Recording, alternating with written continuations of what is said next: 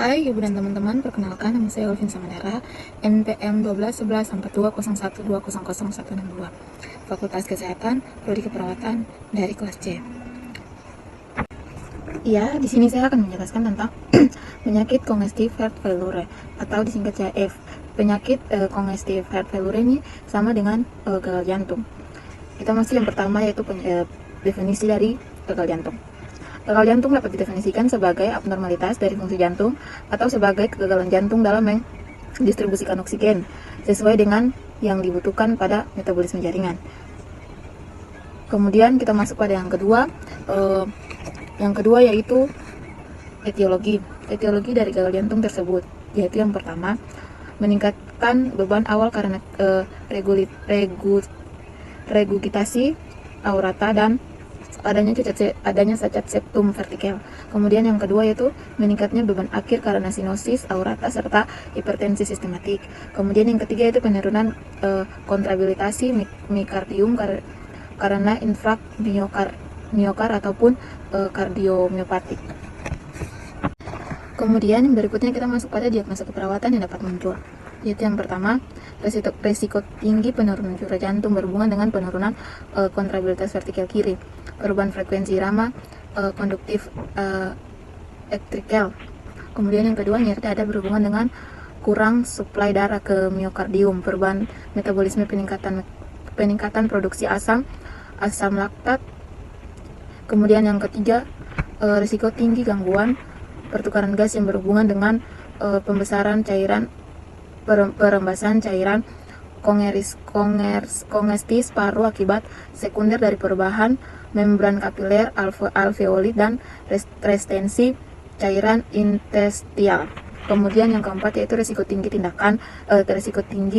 ketidakefektifan pola nafas yang berhubungan dengan pengembangan paru tidak optimal, kelebihan cairan di paru. Kemudian yang kelima yaitu risiko tinggi gangguan perfungsi perifer berhubungan dengan penurunnya curah jantung. Kemudian yang keenam yaitu risiko penurunan tingkat kesadaran yang berhubungan dengan penurunan aliran darah ke otak. Dan kemudian kita masuk pada kasus. Di sini pada kasus Nyonya S ditemukan data yang mendukung diagnosa keperawatan. Pasien mengatakan sesak nafas. Pasien mengatakan hanya bisa tidur menggunakan lebih dari 2 bantal. Pasien mengatakan bila beraktivitas sehari-hari sesak nafas semakin bertambah.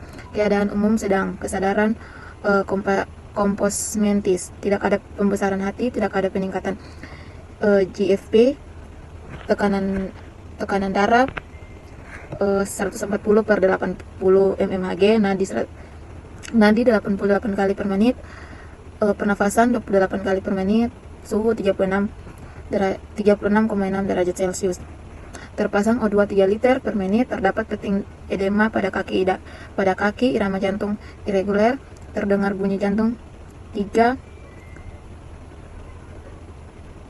BC sama dengan plus 300 cc per 24 jam. Kapilari refill pada kaki 4 detik dengan suhu dingin, cyanosis MAP sama dengan 100 mmHg. Sirkulasi tekanan darah meningkat atau menurun. Nyeri dada saat beraktivitas. Pemeriksaan abdomen, nyeri tekan, hepatomegali. Kemudian pemeriksaan dan intergumen, cyanosis, pucat, akral dingin, edema tungkai. Kemudian kita masuk pada pemeriksaan fisik. Tanda-tanda vital, nadi 88 kali per menit, suhu 36,6 derajat Celcius, tekanan darah 140/80 mmHg, pernafasan 20 kali per menit. Pemeriksaan kepala dan leher. Yang pertama, konjungtira pucat disertai dengan jegak kris. Kemudian yang kedua terdapat tanda-tanda anemia. Yang ketiga bibir kering cyanosis. Kemudian pemeriksaan dada, pernafasan dyspnea, ortopnea, takipnea, batuk atau tanpa sputum, retraksi dinding dada, Ronohi atau Wenstring. Kemudian tabel asuhan data. Data DS, klien mengatakan sesak nafas. Data objek, klien tampak lemas.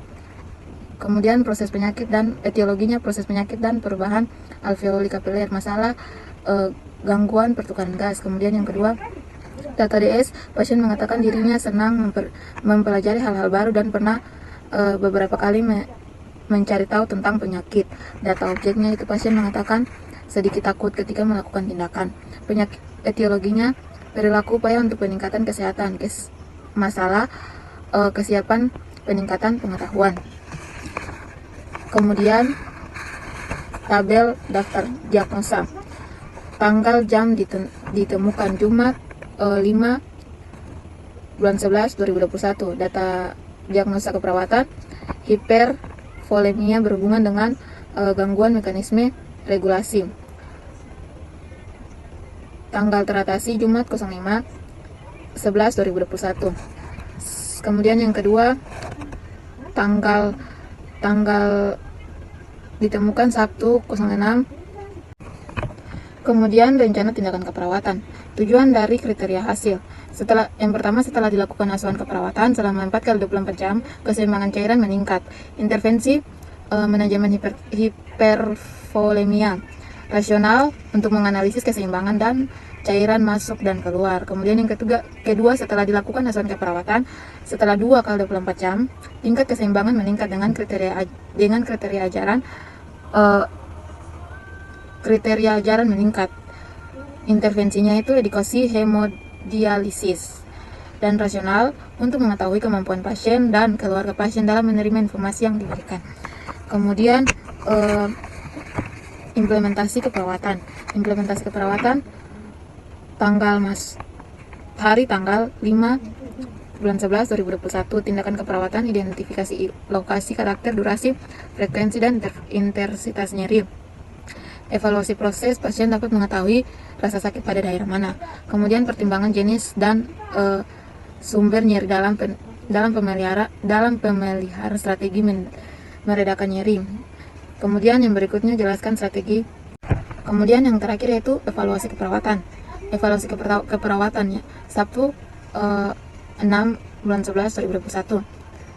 Subjeknya S-nya itu bertanya kepada bertanya kepada pasien dan keluarga pasien. Observasi pasien memperhatikan perawat pada saat mempersiapkan materi dan alat peraga. Masalah teratasi dan masalah teratasi. Jumat, klien mengatakan tidak cemas terhadap penyakitnya. Klien terlihat tidak tampak gelisah. Masalah kecemasan teratasi dan masalah teratasi. Terima kasih. Itulah sekian dari ASCEP dari penyakit gagal jantung. Kurang dan lebihnya saya mohon maaf.